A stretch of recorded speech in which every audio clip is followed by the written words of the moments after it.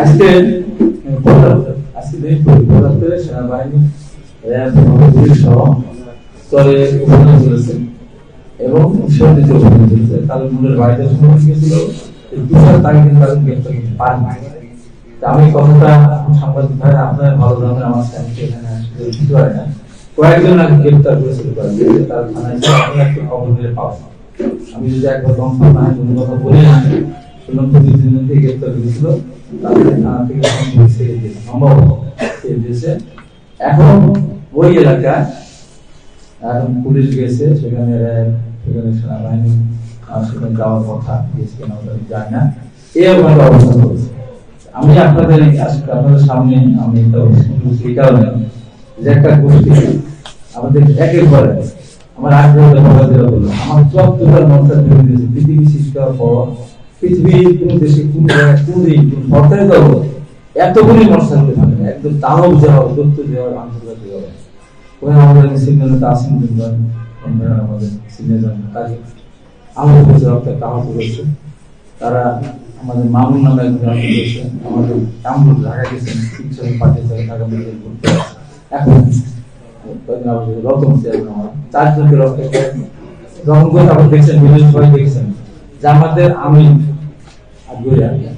নিজে নিজে ওই কামরুলকে লাঠি দিতে এই দৃশ্য দেখা যায়। এটা করলো ভালো কথা। করার পরে তারা আমাদের আহত হওয়ার পর সবাই আমার অপরচুনিটি দিয়েছে, তারপরে আমাদের মামলা নিতে চায় নিয়েছে ও তাদের মামলা নিয়েছে। সবচেয়ে যে নকিবুল আমাদের আমি সে নিজে গিয়ে থানা নিজে গিয়ে আসামি। আমি স্পেশালিস্টকে ফোন করলাম, আমি এক আহত হলো না, তারপরে কেন আবার ডিআইজিকে ফোন করলাম, সাথে সাথে কি ব্যাপার তো বছর মামলা নিয়ে তারপরে দেখা যায়। আপনি চিন্তা করেন আমার ঈশ্বরদী লক্ষ্মীপুর একটা ইউনিয়ন আছে, আমাদের কয়েকজন আমাদের দলের নেতা তারা তাদেরকে আহত করলো আওয়ামী লীগের কিছু লোক আমরা 3 দিন ধরে মামলা দিলাম, আমাদের মামলাটা নিল। কিন্তু আওয়ামী লীগে যারা আহত করলো তাদের মামলা দেখেছে, যেহেতু তারা আহত করেছে আমাদের লোক তাদের আহত হয়নি, কেউ থানায় কিন্তু মামলা নেই। পরবর্তী সময় জামাত ইসলামের আমি ওখানে একজন সে নিজে বাদিয়ে মামলা, আমাদের ঘটনাটা ঘটলো আওয়ামী লীগের সাথে, আওয়ামী লীগ আমাদেরকে আহত করলো, আওয়ামী লীগকে আহত হয়নি, জামাতের সাথে কোনো সংঘর্ষই হয়, জামাত বাদ দিয়ে মামলা। সেই মামলা আমি এসপি বললাম, বললাম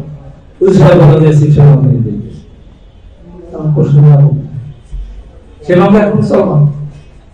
এই যে মিথ্যা মামলা, এই মিথ্যা মামলা আমি মিথ্যা মামলার কথা আসলে সর্বপ্রথম আমার নিজের স্মৃতিকে আমি তো বিগত সর্বপ্রথম মিথ্যা মামলা সাজাপ্রাপ্ত আসার পর আমাকে সাজা পেয়েছে।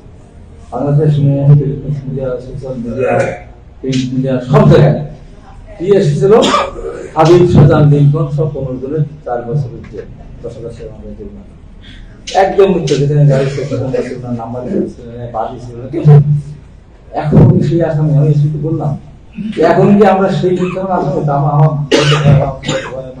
মামাতো ভাই আমার ভাগ্নে এদের না।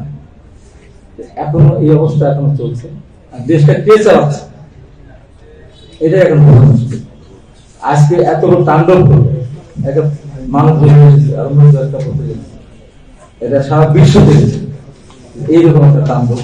তো সেখানে আমি প্রশাসনের আহ্বান জানিয়েছি যে তদন্ত সাপেক্ষে তদন্ত পরিষ্কার করে আমি আইনের আশ্রয় নিতে চাই, আইনগত তাদের নেবে আমি প্রত্যাশা করি।